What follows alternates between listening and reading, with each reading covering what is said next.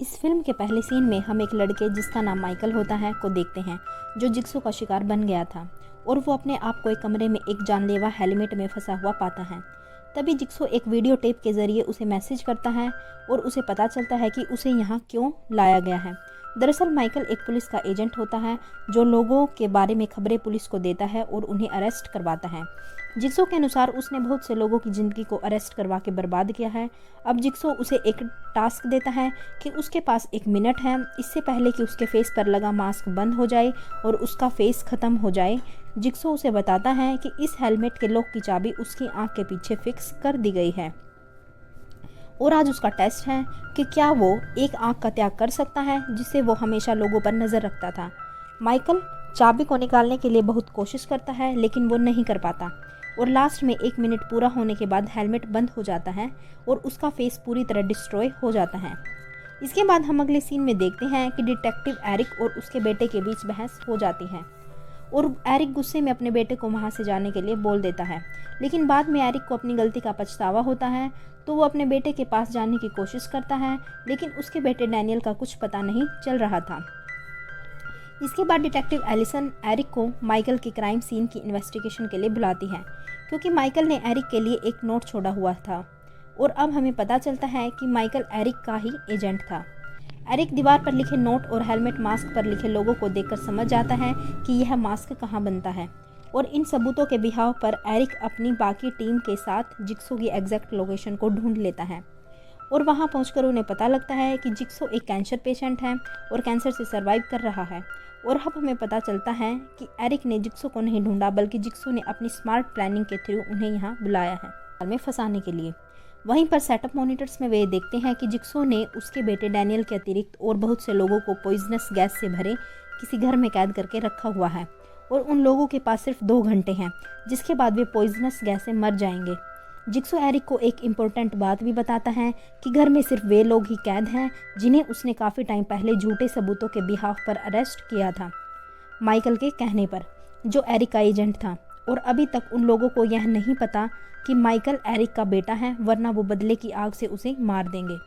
अब jigsaw Eric से कहता है कि अगर वो अपने बेटे को बचाना चाहता है तो उसे उसकी बनाई गेम के रूल्स को फॉलो करना होगा। गेम्स के रूल के अनुसार एरिक जिक्सो से अकेले में बात करने के लिए राजी हो जाता है और एरिक को पता चलता है कि जिक्सो उसके बारे में बहुत कुछ जानता है, जैसे कि आज से 5 साल पहले एरिक एक पुलिस ऑफिसर था और वो झूठे सबूतों को बनाकर कैदियों को अरेस्ट करता था। इसके अलावा वो लोगों को जुर्म कबूल करने के लिए बुरी यातना देता था। जिक्सो फिर एरिक को अपने जिक्सो होने का कारण भी बताता है और कहता है कि लोगों को अपनी लाइफ की अहमियत का नहीं पता है और ना ही उनमें सर्वाइव स्किल्स हैं, जब तक कि वे अपनी मौत को करीब से ना देख लें, जैसे उस वक्त एरिक अपने बेटे के लिए महसूस कर रहा था। जिक्सो एरिक को बताता है कि जिक्सो का एक निशान भी है जो सिर्फ वो उन लोगों की बॉडी पर बनाता है जो सर्वाइव नहीं कर पाते। उधर दूसरी तरफ वे सभी कैदी ये जानने की कोशिश कर रहे थे कि वे सब यहाँ कैसे आए और उस जगह की तलाशी करने लगते हैं। तभी तलाशी के वक्त अमेंडा को एक टेप मिलता है जिसमें उन्हें पता चलता है कि जिंदा रहने के लिए उनके पास सिर्फ 2 घंटे हैं, जब तक कि उन्हें पॉइजनस गैस मार नहीं देती। और आगे गेम को बढ़ाने के लिए जिक्सो उस टेप में बताता है कि इस गैस के एंटीडोज को ढूंढने के लिए एक कोड जिक्सो उन्हें पहेली के रूप में बताता है, जो कि कोड सभी के दिमाग के पीछे मौजूद है और वो रेनबो के कलर के रूप में मौजूद है। जिक्सो उन्हें एक और क्लू देता है कि उन सबका यहाँ होना उन सभी को एक बात से भी जोड़ता है, जिसका क्लू उन्हें एक्स मार्क्स से पता चलेगा। इसके अलावा टैप रिकॉर्डर के साथ उन्हें एक चाबी और एक नोट भी मिलता है, जिस नोट में जिक्सो उन्हें वार्निंग देता है कि डोर को चाबी से नहीं खोलना, लेकिन जेवियर डोर खोल देता है और दरवाजे के पीछे लगी पिस्तौल ट्रिगर हो जाती है और डोर के होल से झांकते हुए गस की मौत हो जाती है।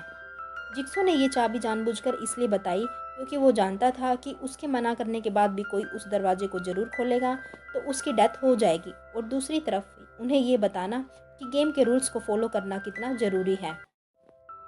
इसके बाद थोड़ी देर बाद रूम का दरवाज़ा अपने आप खुल जाता है और पूरा घर खोजने के बाद उन्हें एक बेसमेंट का दरवाज़ा मिलता है, और जब वो उसके अंदर जाते हैं तो उन्हें जिक्सो का नया मैसेज टेप, एक पुतला और कुछ चीज़ें मिलती हैं, और उन्हें एक पुतले पर ओबी का नोट भी मिलता है। तब उन्हें टेप के जरिए पता चलता है कि ओबी उनमें से एक कैदी है जो उन्हें ही वहाँ लाया था, लेकिन वो खुद नहीं जानता कि वो वहाँ कैसे आया। जिक्सो उन्हें बताता है कि उसने पॉइजन की 2 एंटीडोज इस भट्टी में छुपा कर रखी हैं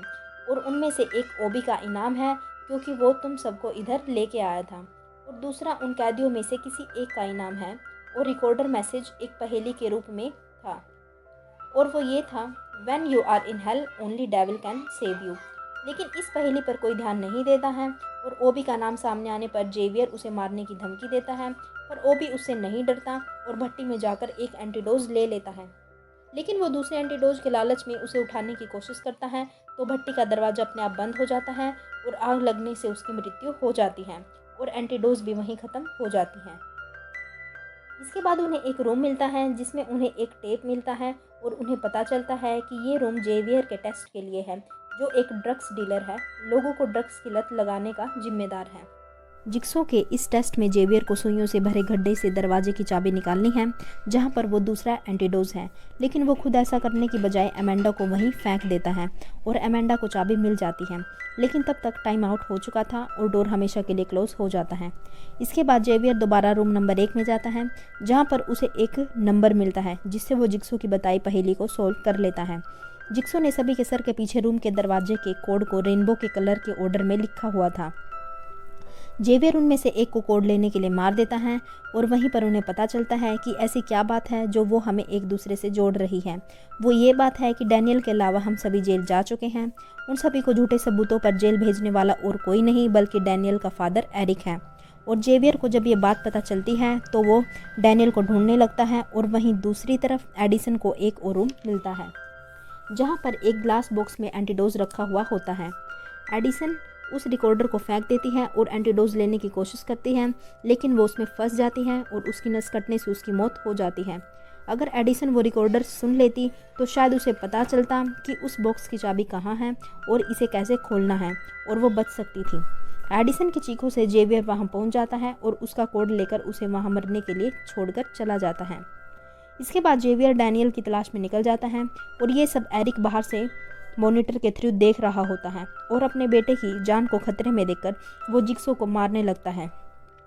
और उस जगह की लोकेशन पूछने लगता है और जिक्सो उसे एक शर्त पर उस जगह की लोकेशन बताता है कि उसे वहां अकेले ही जाना होगा और एरिक मान जाता है। उधर दूसरी तरफ जेवियर अमेंडा के पास जाता है और उसे अपने ही पीछे लिखे नंबर को बताने के लिए कहता है और अमेंडा उसे कहती है कि तुम अपने पीछे लिखे नंबर को कैसे अंडरस्टैंड कर पाओगे, और जेवियर गुस्से में आकर चाकू से अपनी स्किन काट लेता है और इन तीनों के बीच में हाथापाई हो जाती है और डैनियल जेवियर को मार देता है। और उधर दूसरी तरफ एरिक जिक्सो की बताई लोकेशन पर पहुंच जाता है और उसी बेसमेंट के बाथरूम में चला जाता है और दूसरी तरफ फोर्स टीम भी वहां पहुंच जाती है, लेकिन वे सारे लोग डिटेक्टिव एलिसन को वहां रखे मॉनिटर में दिखाई नहीं देते हैं, यानी ये वो घर था ही नहीं, वे अब तक रिकॉर्डेड की हुई वीडियो ही देख रहे थे। इसका मतलब है कि उन विक्टिम्स के साथ जो कुछ भी हुआ वो जिक्सो के पकड़ने से पहले हो चुका था। और दूसरी तरफ एरिक उसी बाथरूम में पहुंच जाता है, लेकिन उसे वहां कोई नहीं मिलता और तभी उसे बाथटब में एक डेड बॉडी दिखाई देती है और जब एरिक उसके पास जाता है तो वो डेड बॉडी अचानक से उठकर एरिक को इंजेक्शन देकर उसे बेहोश कर देती है। और जब एरिक होश में आता है तो एरिक भी अपने आप को एक जंजीर से बंधा पाता है और अपने पास रखे टेप को सुनकर उसे पता चलता है कि इस गेम का मास्टरमाइंड जिक्सो के अलावा कोई और भी है, वो है अमेंडा। ये सब अमेंडा ने एरिक से बदला लेने के लिए किया था क्योंकि वो एक ड्रग्स एडिक्ट नहीं थी, लेकिन एरिक ने झूठे सबूत इकट्ठे करके उसे जेल भेज दिया और वहीं पर उसे ड्रग्स की लत लग गई। और वहीं दूसरी तरफ जिक्सो ने अमेंडा की ड्रग्स की आदत छुड़वाई और उसे लाइफ की इम्पोर्टेंस समझाई। और जिक्सो से इम्प्रेस होकर अमेंडा खुद जिक्सो के लिए काम करती हैं और यहाँ पर उसका पहला शिकार एरिक था और वो जानबूझकर उन कैदियों में शामिल हुई ताकि वो अपने इस मिशन को पूरा कर सके। और जिक्सो ने एरिक को बताया था कि उसका बेटा एक सुरक्षित जगह पर है और उसका इशारा इसी तरफ था। और अमेंडा दूसरी तरफ एरिक को उस बाथरूम में हमेशा के लिए गेम ओवर कह के बंद कर कर चली जाती है। और जिक्सो की एविल स्माइल के साथ ये फिल्म यहीं समाप्त हो जाती है। धन्यवाद दोस्तों। अगर आपको मूवी की एक्सप्लेनेशन अच्छी लगी हो तो प्लीज़ हमारे चैनल को सब्सक्राइब करें और वीडियो को लाइक करें। आपके एक लाइक से हमारा हौसला बढ़ता है। धन्यवाद।